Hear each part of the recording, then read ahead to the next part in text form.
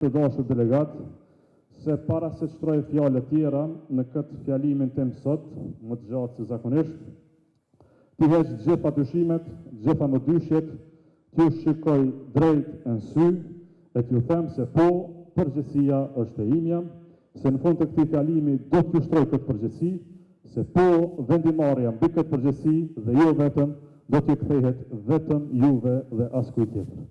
Sepse për atë sa jam kryetar, nuk lejoj, nuk shoh dhe nuk pranoj asnjë trup, asnjë interes, asnjë platformë, asnjë organizim tjetër politik partijak të vendos për fatin e lidhjes demokratike të Kosovës, përveç se kuvendit dhe antarësisë së kësaj familje.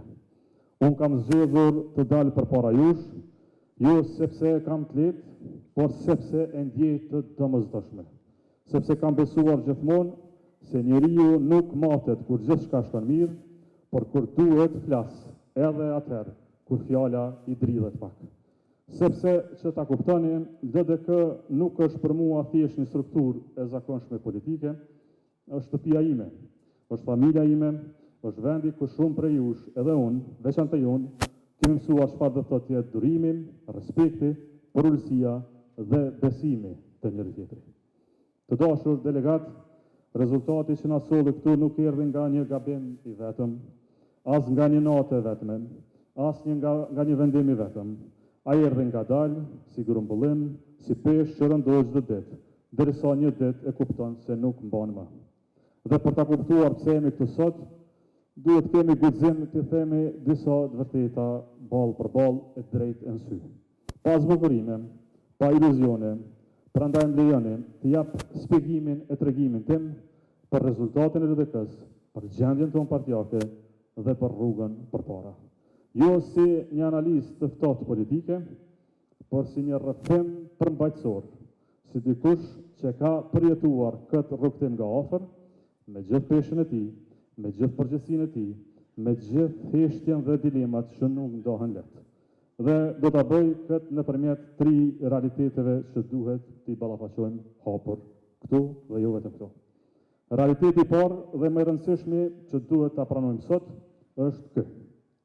Lidhja demokratike e Kosovës mbetet e vetmja parti politike në vend, themeluesi i së cilës nuk jeton. Ky fakt, përdej simbolikës historike, ka nisur një proces të domosdoshëm pjekurie tek ne. I thon demokraci. Në demokraci lind dhe sfida e madhe politike, ndërtimi i leadershipit demokratik. Jo autoritar, por demokratik. Dhe rrjedhimisht lind sfida e ndërtimit të solidaritetit. Le ta kuptojmë, në këtë rrugtim jemi ndryshe nga çdo parti tjetër në Kosovë. Çdo parti tjetër që udhëhiqet nga themeluesit e saj janë aty gjithmonë. Nuk sfidohen, nuk lëkunden, nuk vihen asnjëherë në provë. Ata janë vetë partia, autoritet suprem. Demokracia atje është mjet i konsolidimit të autoritetit, leadershipi është produkt i parapërcaktuar që nga fati i themelimit. Solidariteti aty është i nënkuptuar më shumë si nënshtrim. Ky kuvend nuk më është mbledhur, e kam thirrur dhe mbledhur vetë. Nuk kam pritur as bëhet zhurma, e cila do të bëjë gjithsesi, e as jepen ultimatumet, të cilat do të bëshin dhe u bën gjithsesi. E kam parlemruar kuvendin që në natën e zgjedhjeve si një obligim moral, që ja kam vetësime, antarësisë unë dhe historisë së kësaj partie.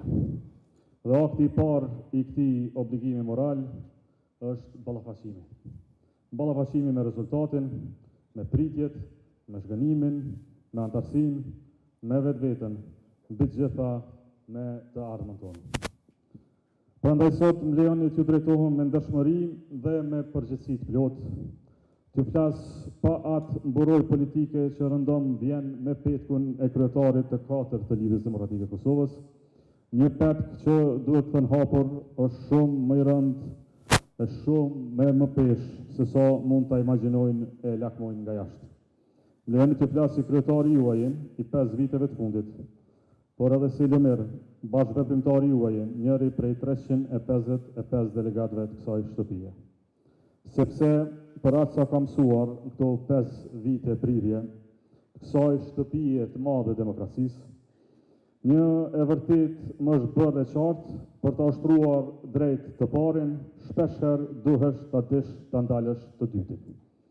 Por sot, duke ushtruar të parin, kam ndjerë nevojën të jap hapësirë dhe zërit njeriut, dytit. Jo për të folur për veten, por për të folur me plot sinqeritet.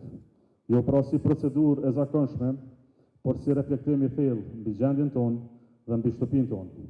Fundja, lidhja demokratike e Kosovës ka kaluar shumë kohë duke dhënë përgjigje historisë, tani është koha të japë përgjigje vetës.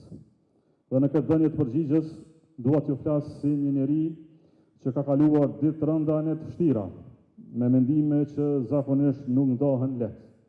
Mendime që mbahen brenda sepse përgjegjësia shpesh e kërkon heshtjen. Dhe heshtja në jetën politike është, më besoni, barë rëndë. E pa drejt ndonjëherë, por e domosdoshme për ta ruajtur tërësinë. Ruajtja e kësaj tërësisë, njeriu e kupton se ka momente kur duhet të ndalet. Jo sepse është i dobët, por sepse është i ndershëm me veten dhe me ata që ja kanë dhënë besimin. Kjo ndalesë rrallë herë vjen nga fitoria. Fitore, siç e dini, zakonisht nuk lën as të festosh. Ajo vjen nga humbja, kur mbetesh vetë, nga zhgënjimi, nga pritje që nuk u përmbushën dhe nga pyetjet që nuk të lën të qetë. Nata e zgjedhjeve ishte një prej atyre momenteve. Për mua dhe për ju, ajo natë nuk ishte vetëm një rezultat politik, ishte një pasqyrë. Një pasqyrë ku pash përpjekjen, mundin, sakrificën e shumë njerëzve të mirë, 5 viteve të fundit, teksa shembeshin para syve tanë dhe njëkohësisht pash se sa e vështirë është të mbash bisupe pritjet e një partije që ka histori, që ka plagë, që ka krenari dhe mbi gjitha që ka shpresë. Në ato momente, njeriu i ka dy rrugë. Ose të mbryllet në vetvete dhe të kërkojë arsye, fajtor e justifikime e më pas shpërthej dhe më besoni po donte do t'i gjente lehtë, ose dal para njerëzve vetë dhe të pranoj se politika nuk është gjithmonë e drejtë. Se përpjekja nuk shpërblehet gjithmonë me njëherë dhe se pavarësisht të gjithave, përgjegjësia nuk ndahet me askënd, përgjegjësia merret. Kjo përgjegjësi, me gjithë respektin, nuk merret në studiet televizive ku gjyqi publik bëhet shpesh spektakël. As përpara zhurmazhinëve të kurdisur që gjërsa jargaviten mbi përrin që duan ta bojnë copë e mish, të shpallin vdekjen e një partije me 36 vjet histori. Edhe më pak në përplasjet e rrjeteve sociale, ku mes postimeve të përditshmërisë, ne shpallim fatin politik të lidhjes demokratike të Kosovës. Jemi më të mëdhenj se kaq, jemi më të denj se kaq, trajtojnë veten si të tillë. Përgjegjësia merret vetëm në një vend, merret në kuvendin e lidhjes demokratike të Kosovës. Ju shikoj drejt në sy e t'ju them se po, përgjegjësia është e inja, sepse e ndjej të domosdoshme. Sepse kam besuar gjithmonë se njeriu nuk matet kur gjithçka shkëmbet, ta kuptoni, DDK nuk është për mua thjesht një strukturë e zakonshme politike. Solli këtu nuk erdhi nga një gabim i vetëm, as nga një natë e vetme, as nga një vendim i vetëm. Pa zbukurime, pa iluzione, prandaj më lejoni të jap shpjegimin e tregimin tim dhe për rrugën përpara. Jo si një analistë të ftohtë politike, por si një rrëfim popull, këtu dhe jo këtu. Realiteti i parë dhe më rëndësishmi që duhet ta pranë në tërësi. A shohim këtë gjendje si mundësi gare e hyrje? Jo betejë me ulërima, por betejë morale, politike dhe shtetare. E askujt. Nuk ka jetuar nga shpifja. DDK ka njerëz, ka program, ka di. Gjitha elementet e mira, pse nuk i mbrojmë, promovojmë këto elemente? Ka shpërdorur si fik. Ne nuk kemi arsye të fshihemi, sepse nuk kemi asgjë për të fshihur. Le ta themi trosh, DDK-s i ka munguar votave që i kemi shtuar vetë. Për këtë solidaritet dykahor